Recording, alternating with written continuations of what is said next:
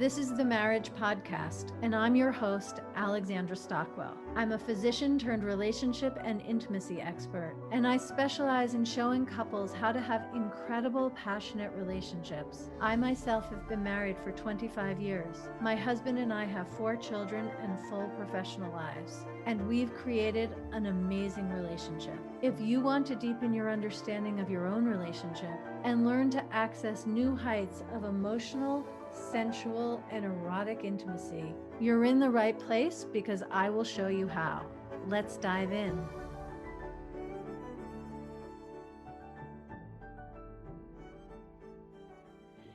Hey everyone, this is Alexandra, and I am so excited to welcome back Marco and Sara Longoria to this episode of the Marriage Podcast. If you haven't listened to our initial episode, the link will be in the comments so you can catch up and hear all of the tantalizing things that they said about their relationship that I'm going to ask further. But first, in case this is the first time you're encountering them, I want to tell you about them. So Sara is an absolutely incredible woman, businesswoman, and mentor. She has a very interesting background in corporate business and in energetics training and EFT, but really the thing that is most important right now is her own business, Sara Longoria Incorporated. What's the name of it? Well, currently it's Sara Longoria Coaching. Okay, Sara Longoria Coaching, which is a company that she started 3 years ago and is already hit the 7-figure mark through impacting thousands of individuals and companies throughout the world, teaching men and women, mostly women, but some men, how to really have more of whatever they want in life, whether it's financial abundance, love, purpose, whatever it is. Sara is an amazing teacher.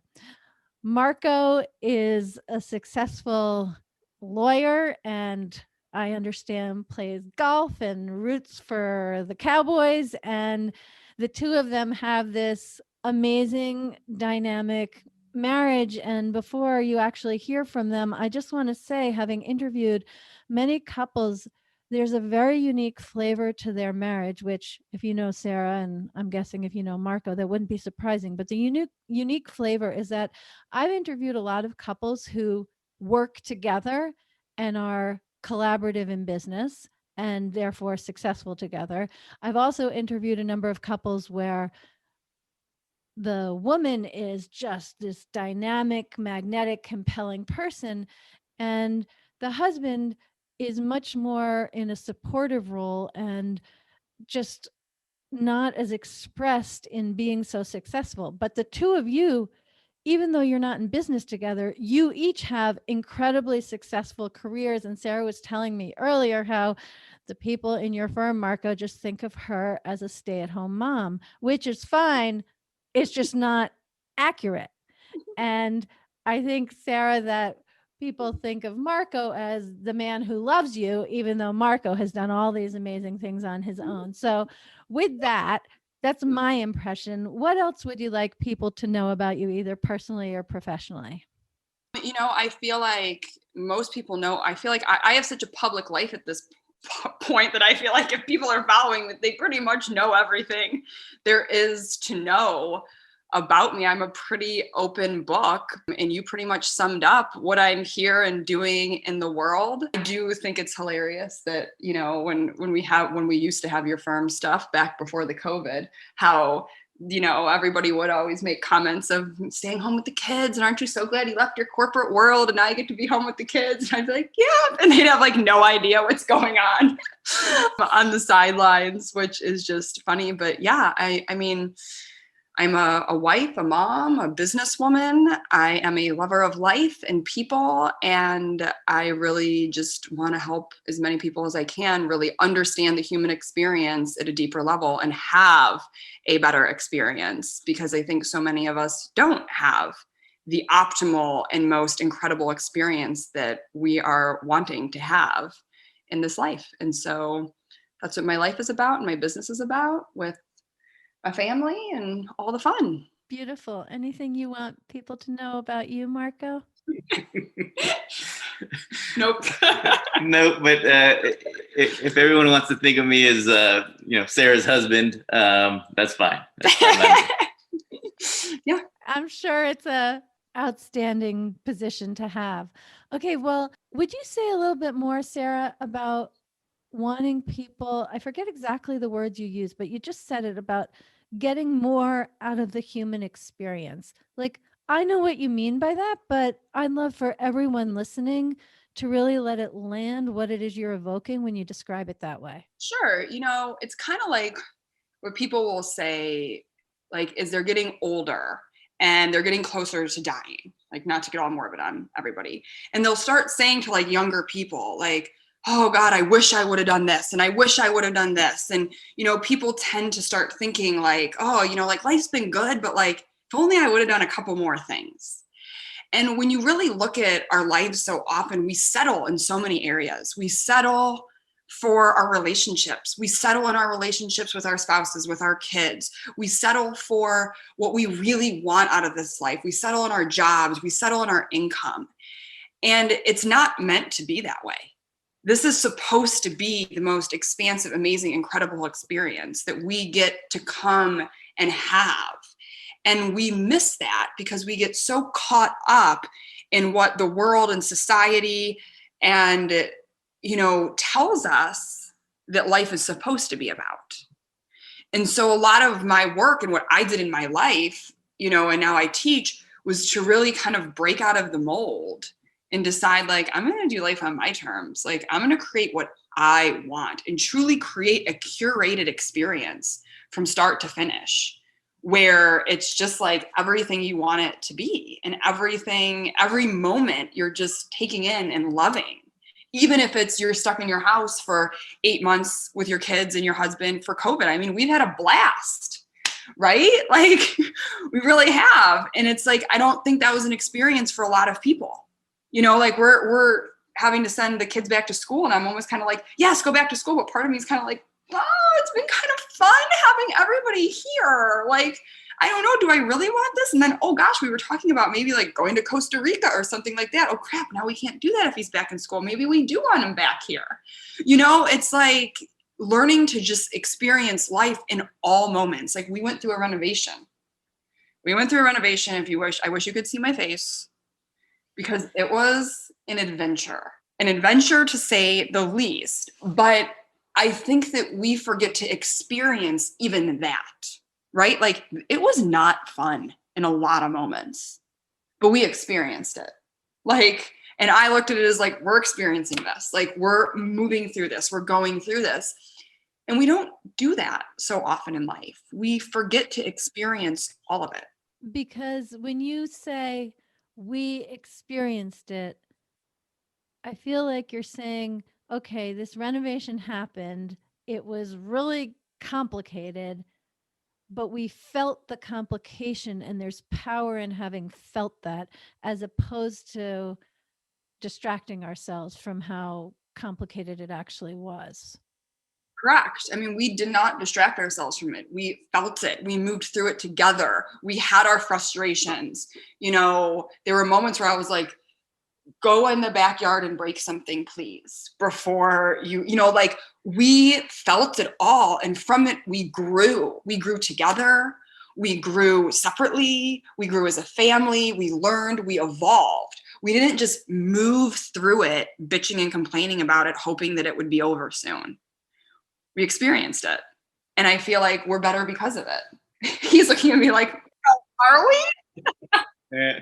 Marco has look, let's see. I don't know what are the words that go with that expression, as Sarah says we're better because of it.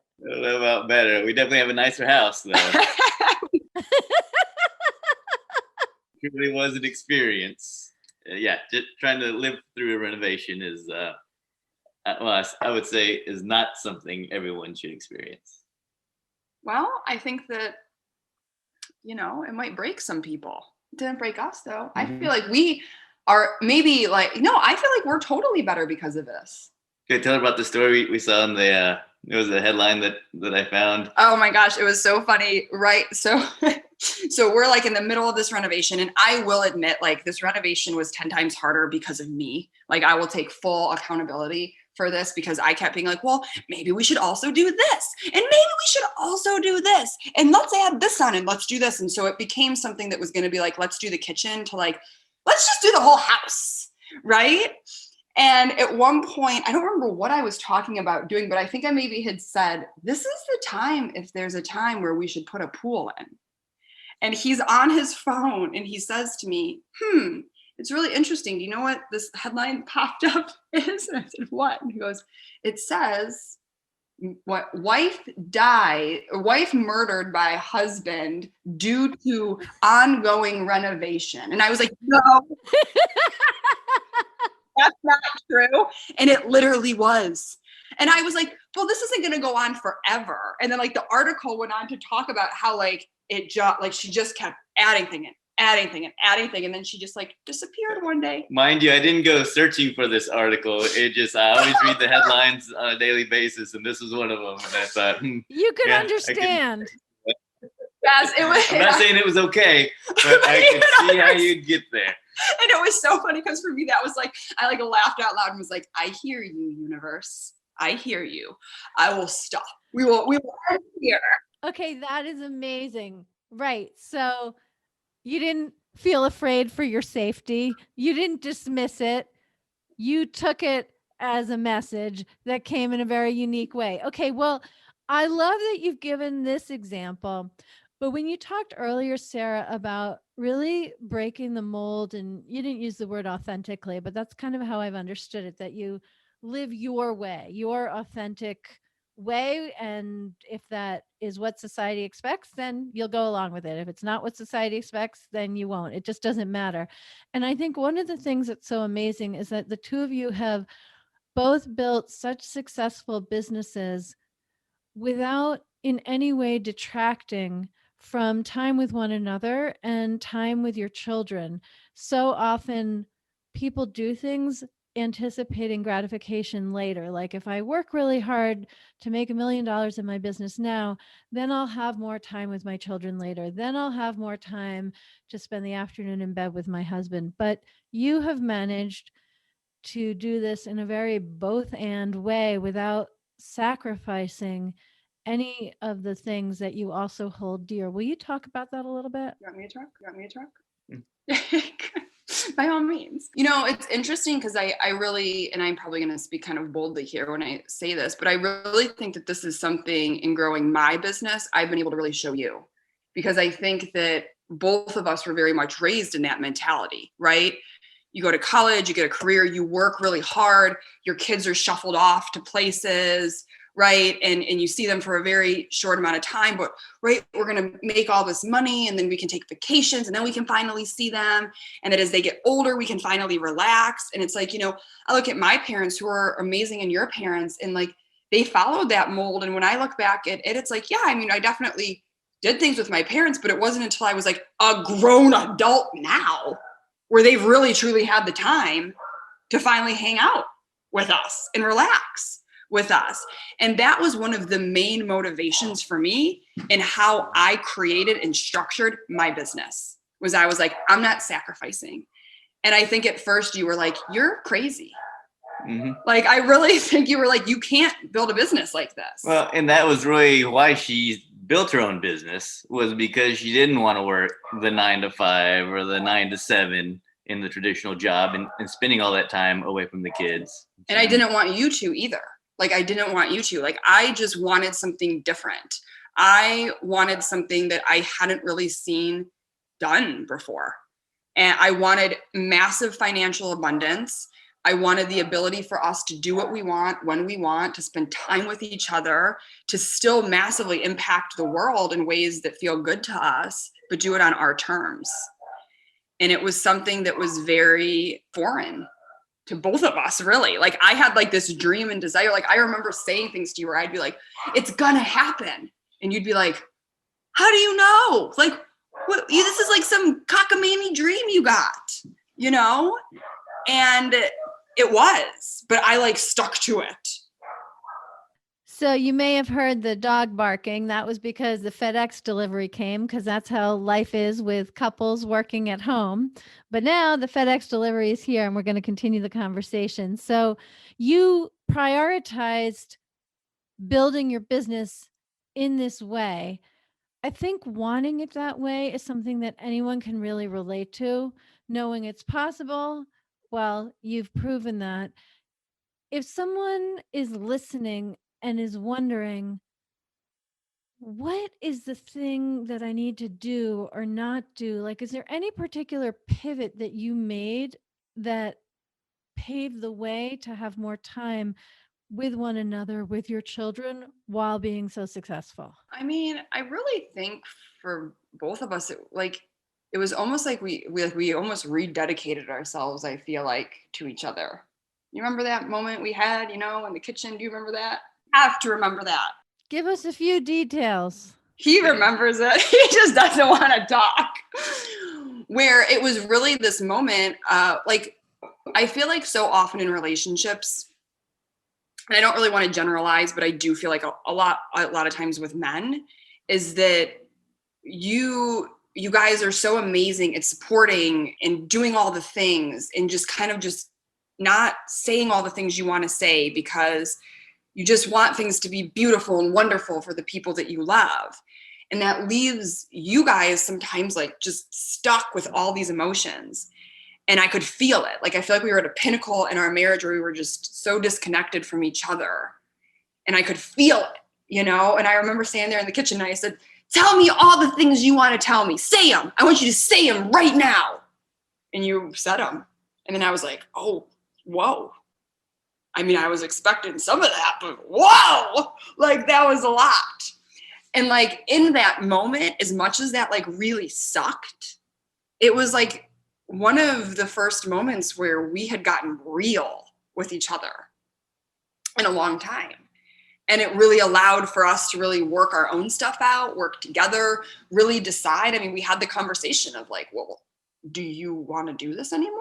Like, right? Do we really want to do this? Like, I had become a different person at that point, and you were kind of like, you're not the woman I married. Like, what the you like duped me here. And I did. Like, I had to get very honest too with myself and not try to be like, no, you just don't understand me, right? Like, I did. You married a completely different human than I am now. And so how could I not expect you to be like, WTF? Where's the woman that loved football, that wanted to do all these things with me, that wanted to just make 6 figures in her corporate career and come home and sit on the couch with me and the kids? Like, who are you? You changed the game on me. And so I had to get really real with myself and be like, I did. So like, where do we go from here? Do you want to like know the new me? Are you like over me? Like, what are you thinking? And that was where we were kind of like, okay, well, let's figure it out. And it's interesting because I get asked this question all the time about you, because you're not somebody who's like in the personal development world and doing all of this work. You definitely do evolve, but you do it very like sneaky in a way, like on your own terms. Very slowly.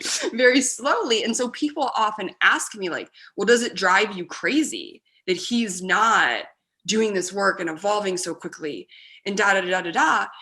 And it did for a long time until I really realized that it was more like my own frustration with myself and me not moving fast enough.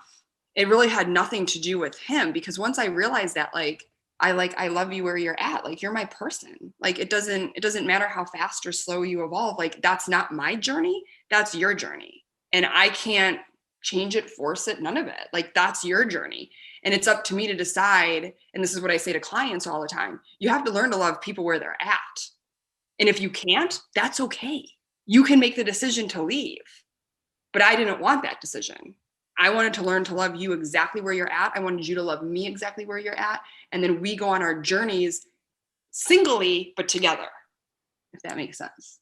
It makes so much sense. And actually, the question that I have next is, Marco, what, if you recall, what had it be that you answered honestly? in that conversation in the kitchen that Sarah referred to, because there are many women who say to their men, just tell me what you're thinking. Tell me what you're feeling. Like, I want to know what's going on inside you. And they're like, everything's fine.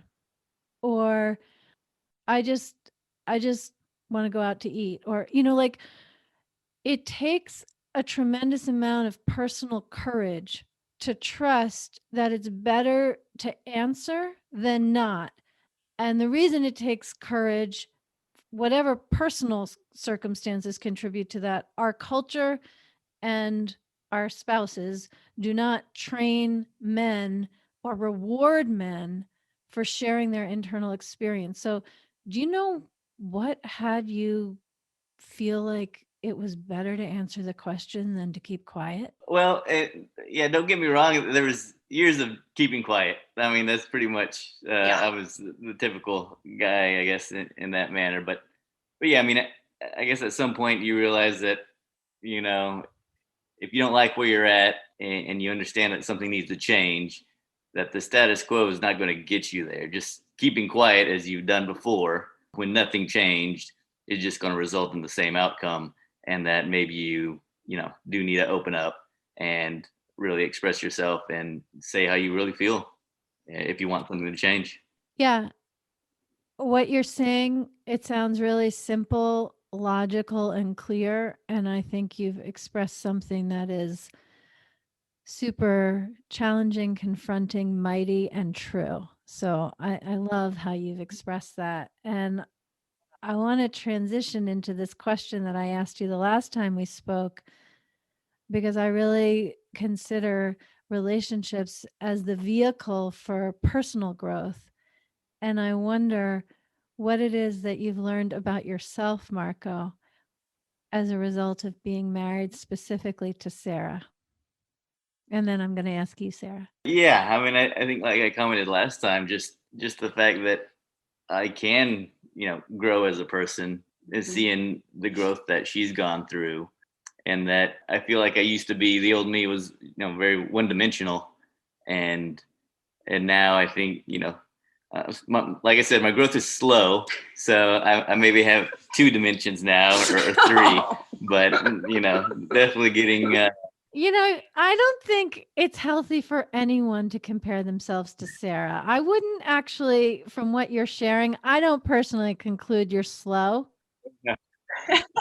I hear you as being right paced for yourself. But if you compare to Sarah, I see why you would draw that conclusion. Yeah, and so just knowing that there's so much more growth, I guess, potential for me, and that's just something I need to actually focus on. It's not going to just happen, and so I think that's one of the main things I've learned about myself being married to Sarah, and it's made me a better person. Amazing.